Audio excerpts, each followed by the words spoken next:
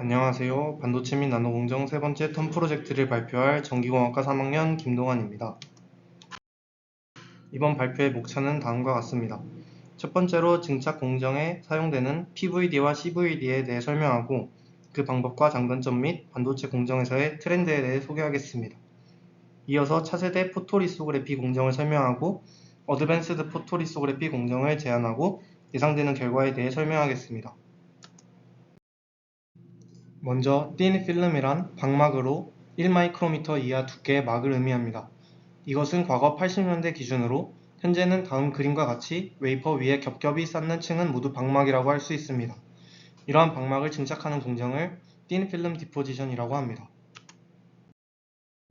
PVD는 피지컬 베이퍼 디포지션의 약자로 물리적 기체 증착 방법입니다. 고체 물질을 열이나 이빔, 플라즈마에 의해 증발시키고 그 증발 물질을 기판 표면에 증착시켜 얇은 막을 형성합니다. PVD는 이베포레이션과 스퍼터링 두 가지 메커니즘이 있습니다. 먼저 이베포레이션의 경우 열 또는 이빔을 이용해 소스를 가열해 증발시켜 기판에 증착하는 방식입니다. 다음 논문에 따르면 이베포레이션 방식이 효율적이기 위해서는 고진공이 필요합니다. 고진공으로 불순물을 통제할 수 있으며 내부의 가스 입자를 줄여 증발한 입자들의 민프리 패스가 소스와 기판 사이의 거리를 초과하도록 해 증착 속도를 증가시킵니다. 압력이 커지면 증발된 입자가 가스와 산란하여 증착 속도가 떨어집니다. 대략 민프리 패스가 1mT의 압력에서 5cm이고 압력에 반비례합니다. 소스를 담는 크루시블은 일반적으로 세라믹으로 제작하여 반응성이 매우 낮지만 소스를 고온으로 가열하면 크루시블도 반응을 하게 되고 불순물이 발생합니다. 열 대신 이빔을 사용하면 이빔이 입사되는 국소적인 지점만 가열되기 때문에 크루시블 자체를 소스 물질로 제작할 수 있고 불순물을 줄일 수 있다는 장점이 있습니다.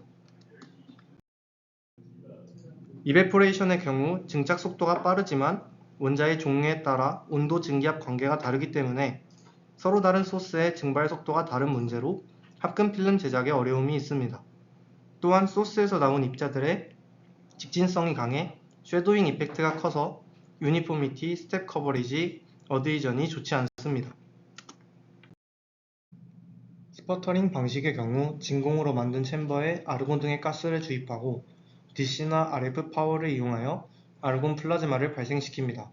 발생한 아르곤 이온이 타겟과 충돌하여 튕겨져 나온 원자가 기판에 부착되는 방식으로 방막이 증착됩니다. 이때 1에서 100mT 정도의 저진공을 사용하고 상대적으로 높은 압력은 원자의 충돌 횟수를 증가시켜 스텝 커버리지를 개선합니다. 플라즈마 형성 방식을 통해 DC 스퍼터링과 RF 스퍼터링으로 나뉘며 DC 스퍼터링은 타겟이 음극 역할을 하기 때문에 필름이 금속으로 한정되지만 RF 스퍼터링은 절연체 필름도 형성 가능합니다. 또한 전기장의 진동 특성으로 인해 RF 방식은 플라즈마를 더 잘 유지시켜 DC 방식에 비해 플라즈마 밀도를 증가시킬 수 있습니다. 마그네트론 스퍼터링의 경우 음극의 타겟에 강력한 영구자석의 자기장으로 플라즈마를 타겟 주위에 집중하도록 만든 방식으로 높은 플라즈마 밀도를 가져 플라즈마 형성에 필요한 압력을 줄이고 성장 속도를 올릴 수 있습니다. 단점으로는 플라즈마가 불균일하고 그로 인해 타겟 사용 효율과 방막 균일도가 감소하는 점이 있습니다. CVD 방식은 Chemical Vapor Deposition의 약자로 화학적 기체 증착 방법입니다. 반응성 기체가 웨이퍼 표면에 흡착되고 화학 반응에 의해 웨이퍼 표면에 방막이 증착되는 방식으로 진행됩니다. 흡착과 화학 반응 중 속도가 느린 단계에 의해 방막의 성장 속도가 결정됩니다. 화학 반응을 위해 액티베이션 에너지가 필요하고 열이나 플라즈마를 통해 반응을 유도합니다. 따라서 CVD에서 온도는 중요한 파라미터입니다. CVD의 종류는 크게 상압에서 진행하는 APCVD, 진공에서 진행하는 LPCVD, 플라즈마를 사용하는 PECVD 세 가지로 나눌 수 있습니다. APCVD의 경우 장비가 간단하고 성장 속도가 빠르지만 스텝 커버리지가 나쁘고 불순물에 취약한 단점이 있습니다. 이를 보완하기 위해 진공 환경에서 고온으로 공정을 진행하는 LPCVD는 필름의 물성이 좋은 대신 성장 속도가 낮고 고온 공정을 사용하여 적용할 수 없는 경우가 있다는 단점이 존재합니다.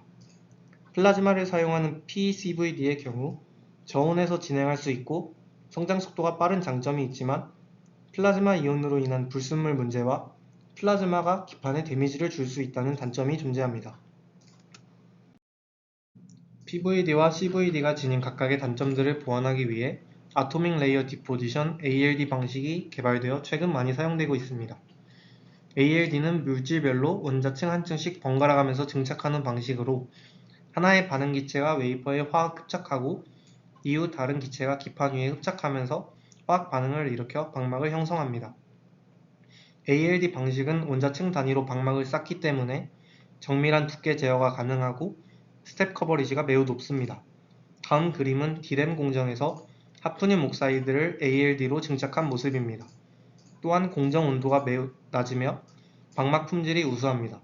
단점으로는 공정 난이도가 높으며 증착 속도가 낮습니다. 지금부터 어드밴스드 포토리소그래피 공정 제안서를 발표하겠습니다.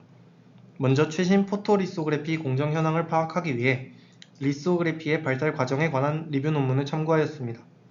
해당 논문을 통해 현재 최신 기술인 EUV의 문제점과 E빔을 사용한 EBL, 엑스레이를 사용한 XRL, 이온빔을 사용한 IBL 등의 기술들과 그 장단점에 대해 파악하였습니다. 저는 XRL에서 X선이 EUV 광보다 더 짧은 파장을 가지고 있어 해상도가 더 높고 회절 한계가 없다는 것과 파장이 더 작기 때문에 패턴이 매우 정확하고 E빔을 사용하는 EBL보다 가격이 저렴하고 처리량이 높다는 장점을 주목하였습니다. 따라서 XRL 기술로 차세대 포토리소그래피 공정을 제안합니다. 이후 XRL과 관련된 논문을 조사하였고 이 논문을 통해 XRL의 세부 기술에 대해 조사하였습니다.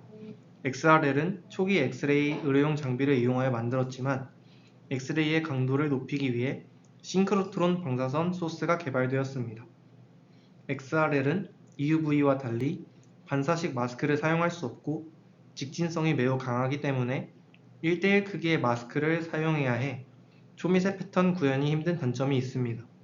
반면 마스크의 두께에 따라 PR의 반응 정도를 조절할 수 있고 이를 통해 다음 이미지와 같이 서로 다른 높이의 미세 구조를 한 번에 노광하는 것이 가능하다는 장점이 있습니다.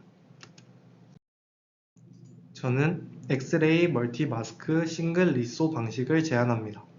이 방식은 다음 그림과 같이 각각 다른 형태의 마스크를 겹쳐서 놓아주고 그 후에 싱크로트론 방사선 소스를 이용하여 엑스레이로 노광을 진행하는 순으로 진행됩니다. 먼저 엑스레이의 짧은 선폭을 통해 높은 애스펙트 레이시오와 레졸루션을 얻을 수 있습니다. 그리고 1:1 마스크를 사용하여 초미세 패턴 구현이 힘든 단점을 여러 마스크를 겹치는 방식으로 보완하여 초미세 패턴을 구현할 수 있습니다. 또한 한 번의 노광으로 다양한 높이의 미세 구조를 형성할 수 있을 것으로 기대됩니다. 저는 스케일링이 진행됨에 따라 미세 선폭 구현을 위해 필연적으로 노광 장비의 파장이 줄어들 것이라고 생각합니다. XRL 방식은 새로운 노광 장비와 신규 마스크 제작이 필요해 공정 개조 비용이 들 것으로 예상되지만 논문에 따르면 포토레지스트는 기존에 사용하는 PMMA를 사용할 수 있기 때문에 포토레지스트 부분에서 공정 변경 비용은 없을 것으로 예상합니다. 예상되는 문제점으로는 엑스레이는 에너지가 매우 크기 때문에 노광 시 발생하는 열로 인해 마스크가 팽창하여 변형이 오게 되고 패턴의 품질이 떨어질 수 있다는 점이 있으며 새로운 마스크 소재 개발이 필요할 것으로 예상됩니다. 발표에 사용한 자료의 출처는 다음과 같습니다. 이상으로 발표를 마치겠습니다.